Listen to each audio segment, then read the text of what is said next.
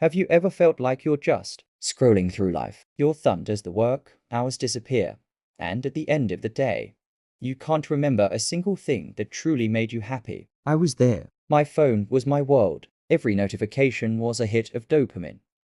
Every new post a window into someone else's seemingly perfect life. But honestly, I was miserable. I felt disconnected from everything, especially myself. So, I decided to do something radical. I turned it all off. My first day of a full technology detox felt like torture. I'd reach for my phone out of habit a dozen times in the first hour. The silence was deafening. I felt anxious, bored, and completely lost. What was I supposed to do with all this time? I paced around my apartment, tidied up things that were already tidy, and stared out the window. It was excruciating. I almost caved, telling myself this was a stupid idea. But then, something shifted. On day 2, instead of fighting the silence, I decided to walk into it. I went to a local park without my earbuds. For the first time in years, I actually heard the birds singing, the sound of kids laughing, the rustle of leaves in the wind. It was like the world had been on mute and someone had finally turned the volume up. I started noticing the little details I'd been filtering out, the intricate patterns on a flower petal,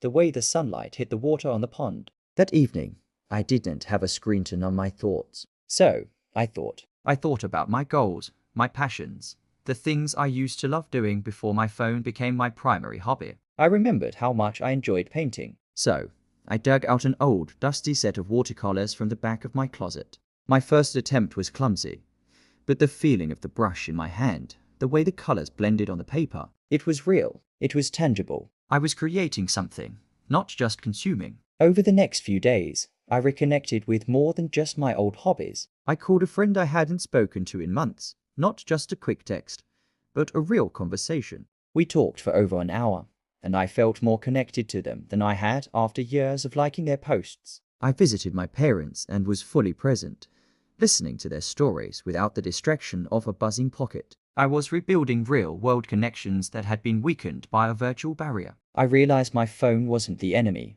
but my relationship with it was unhealthy.